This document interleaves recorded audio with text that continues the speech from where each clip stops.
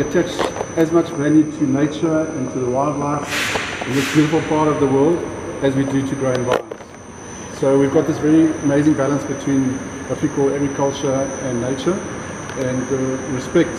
And one of the reasons why you're going to do this trip with us is we take people away from our agricultural practices, there where we grow the vines, but also show you what we do for the rest of in terms of being sustainable and respecting nature in all forms possible.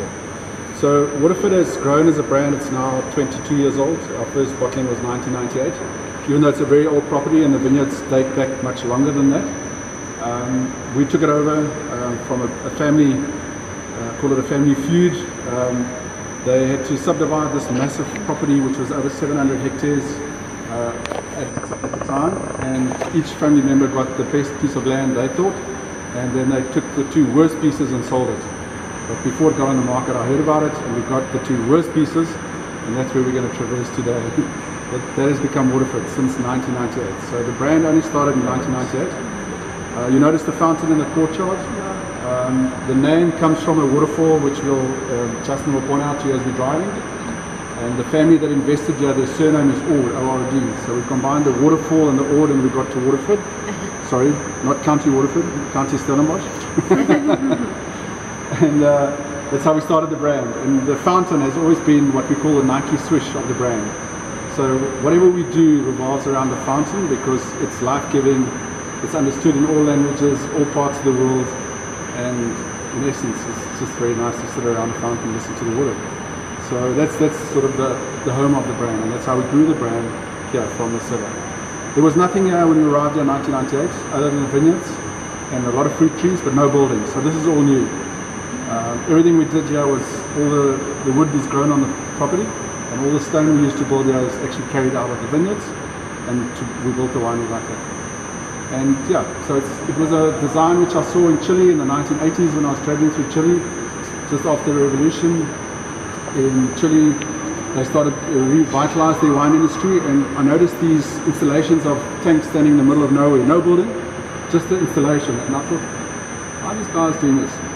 And I came back and I thought, one day if I could build a winery, I'd use that technology or use that idea.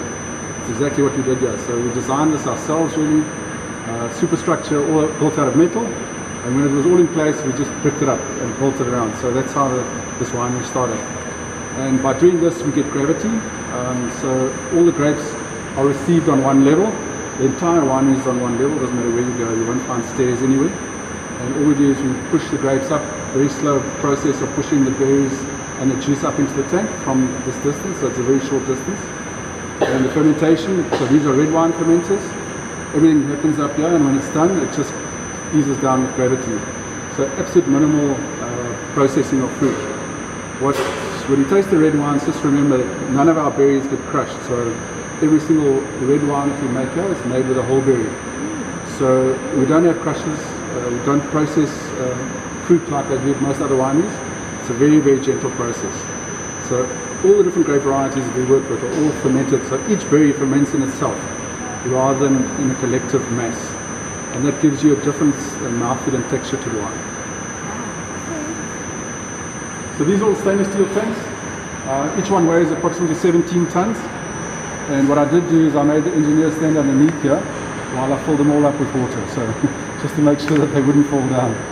But it's a massive weight which is carried from the superstructure that also carries the roof, but a very cost-effective way of building a winery. To sit here, if you kind of look towards Table Mountain, that's where we were this morning, Lion's Head, Devil's Peak, and then the dip is Constantia, and that's where our industry started so many years ago. And through the ground. From there you look around, you'll see Stellenbosch is the first and foremost region in your immediate vicinity. You look beyond the hills, you see Durbanville, another wine region. I think you were at Durbanville Hills yesterday.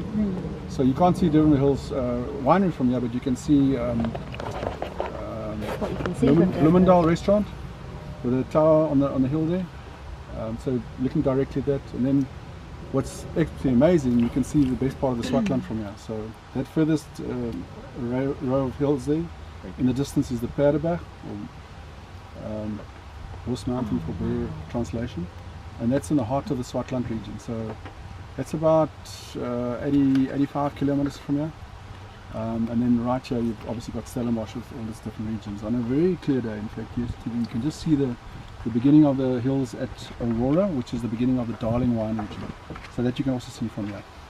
So being here to put yourself in a sense of place or where you are tasting wine, understanding that you've got the Atlantic Ocean there, and behind us you've got the beginnings of the Indian Ocean. False Bay is about 12 kilometers directly if we were to draw a straight line to the beginning of False Bay. And every afternoon at around about this time you get a gentle little breeze coming up here, and I'm sure before you leave you'll actually feel it. And that happens every single day. And that's one of the reasons why we planted these rows from east to west, and all the other rows are north to south. North to south is your ideal in terms of where you are in the world in relation to the sun, but we wanted to get that breeze coming through this block. This is one of our top producing Cabernet blocks right here. How still was it at the top of the mountain today? Really still. Like this. Just an incredibly Just still like day. this. Not a breath, not a breeze up there. Okay. The sea is Is there glass. a fork?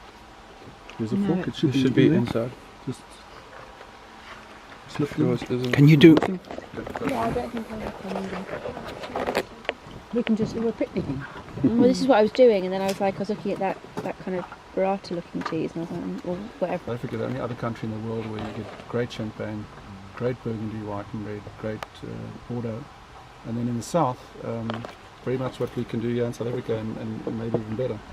So the library's always been part of my sort of makeup as a winemaker. So we created this brand called the Library Collection, and all of our research and development wines are made like this. So we wanted to become part of this old vine project, and we spent the last 3 or 4 years looking for old vines of Chenin Blanc in our region.